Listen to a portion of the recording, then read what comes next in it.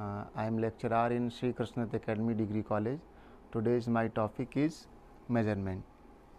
आज हम सभी मेज़रमेंट पर व्यापक रूप से चर्चा करेंगे। मेज़रमेंट को हिंदी में मापन बोलते हैं।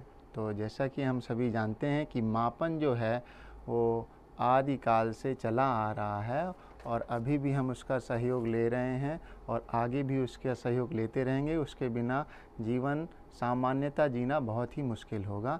तो आज हम मेज़रमेंट के बारे में व्यापक रूप से पढ़ेंगे और उसमें देखेंगे कि क्या क्या चीज़ें हैं, किन किन पहलुओं पर बात करना है। तो चलिए आगे चलते हैं हम लोग।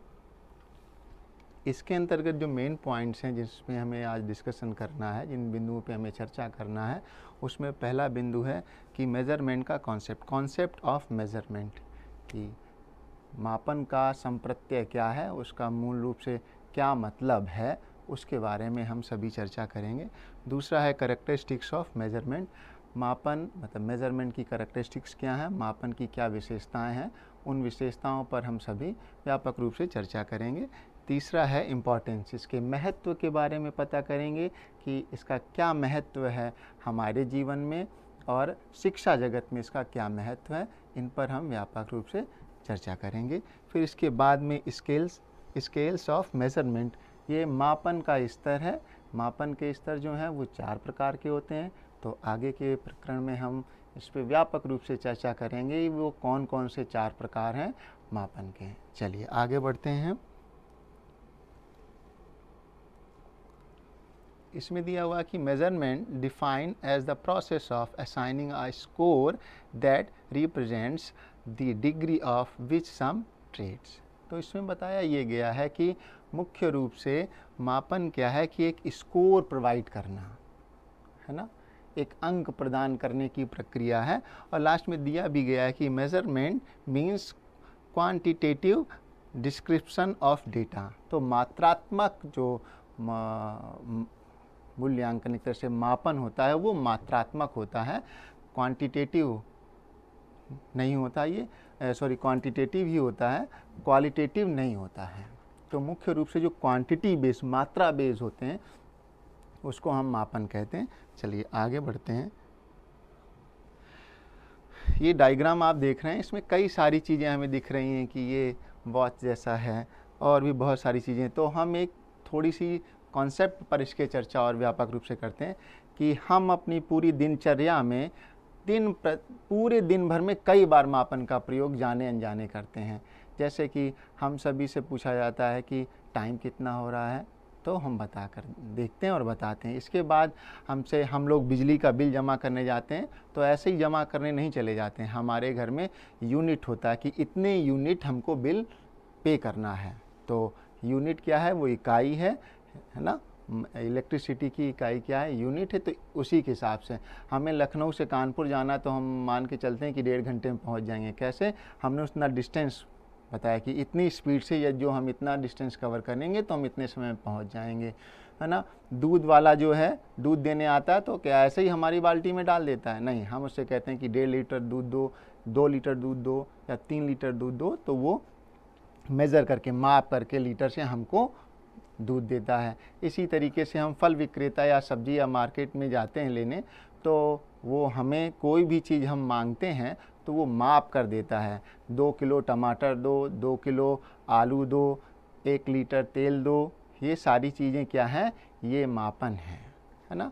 जैसे हमसे कोई पूछता है कि आप अपनी उम्र बताइए, तो हम बोलते हैं कि मैं 30 वर्ष का हूँ या मैं 32 वर्ष का हूँ, तो ये क्या है, ये मापन है। तो मापन क्या है, जिसमें मात्रात्मक गणना की जाती है, उसे हम मापन कहते हैं।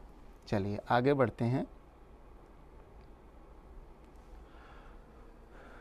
कुछ लोगों ने अपनी डेफिनेशंस दी हैं इसमें। तो मेज़रमेंट, ये जो कैम्पबेल के अनुसार पहला डेफिनेशन कि measurement is the assigning of number two objects और इवेंट्स अकॉर्डिंग टू रूल्स, कि किसी भी चीज़ को रूल नियमों के आधार पर अंक प्रदान करना। अभी हमने बात करी थी कि 2 किलो टमाटर दो, तो हमें कितना टमाटर चाहिए, 2 किलो। हम सब्जी वाले के पास जाते हैं और ऐसे नहीं कहते हैं कि टमाटर दे दो, लौकी दे दो, अमरूद दे दो, हम कहते हैं कि आधा किलो टमाटर दे दीजिए, 2 किलो आलू दे दीजिए, 1 किलो परवल दे दीजिए, इस तरह से हम मांगते हैं। ऐसे नहीं कहते हैं कि हमको ये चीज़ दे दो, है ना। वो हमसे पूछता है कि सर कितना देना है, उसी के अकॉर्डिंग जो हम उसको मात्रा बताते हैं कि इतनी मात्रा दे दीजिए, तो वो हमको उतनी चीज़ देता है। अर्थात कहने का आशय यहाँ पर ये है कि किसी भी व्यक्ति या वस्तु को अंक प्रदान करने की प्रक्रिया, यदि वो साधारण भाषा में हम मापन को देखें तो हम मापन क्या है, मेजरमेंट क्या है, कि किसी भी व्यक्ति या वस्तु को अंक प्रदान करना, ये मापन कहलाता है। अब हम इसकी कैरेक्टरिस्टिक्स पे चलते हैं कि कैरेक्टरिस्टिक्स ऑफ मेजरमेंट। अब हम इससे पहले ही बात करते हैं प्रोसेस ऑफ क्वांटिटिफिकेशन, मतलब परिणात्मक, मतलब क्वांटिटी बेस।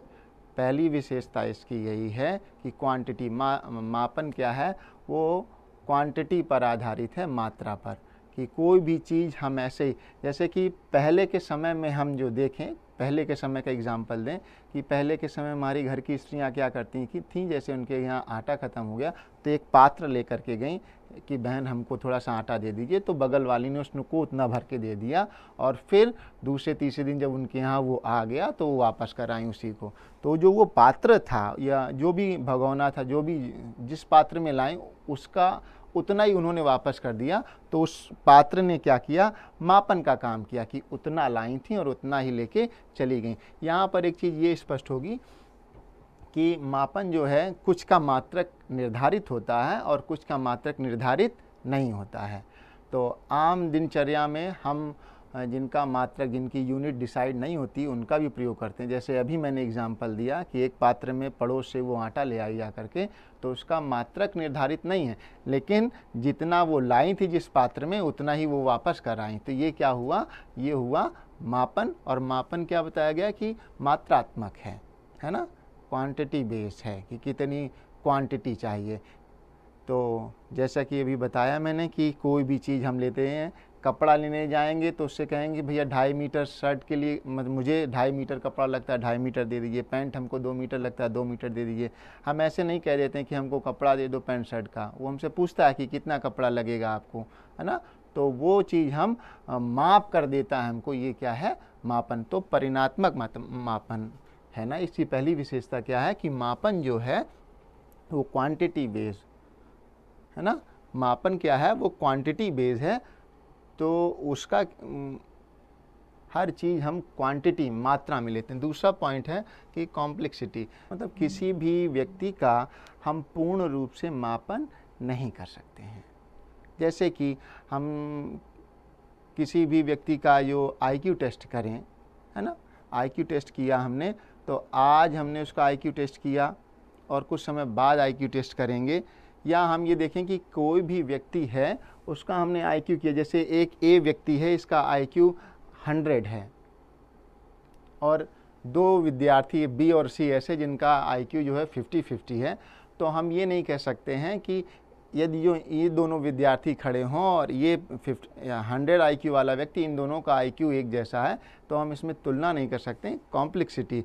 और दूसरी बात ये कि कोई भी व्यक्ति, जैसे 10 नंबर का एग्ज़ाम हुआ और उसमें उसने मैथ में 0 मार्क्स पाए, तो हम ये नहीं कह सकते हैं कि इस विद्यार्थी को फला विषय में कुछ भी नहीं आता है।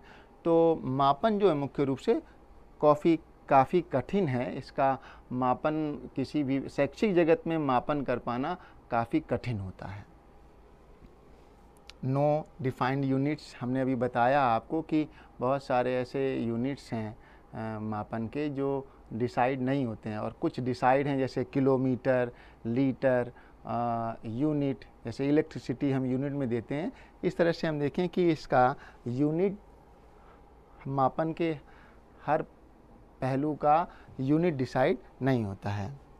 सेंसेस ऑफ आइडेंटिफाई, और फिर process of assessing symbols. Symbols मतलब इसमें जो कुछ ना कुछ प्रतीक जरूर दिए होते हैं, है ना, जैसे किलोग्राम, मीटर, लीटर, इस तरह से प्रतीक के माध्यम से हम उसको मेज़र करते हैं। फिर उसके बाद mental measurement is often subjective. तो व्यक्तिपरकता के कारण उसके मापन पर, सब्जेक्ट के मापन पर उसका प्रभाव पड़ता है। फिर उसके बाद में नो एब्सोल्यूट 0 पॉइंट, इसमें कोई वास्तविक शून्य नहीं होता है, इसमें आभासी शून्य होता है। तो इस तरह से देखा हमने कि हमने इसकी कैरेक्टरिस्टिक्स पर चर्चा करी हैं। कल की जो कक्षा होगी उसमें हम इसके मेज़रमेंट के इम्पोर्टेंस पर बात करेंगे कि हमारे दैनिक जीवन में, शिक्षा जगत में और सामाजिक क्षेत्र में मापन का क्या महत्व है। इन बिंदुओं पर हम कल व्यापक रूप से चर्चा करेंगे। आज के लिए इतना ही। आप सभी को धन्यवाद।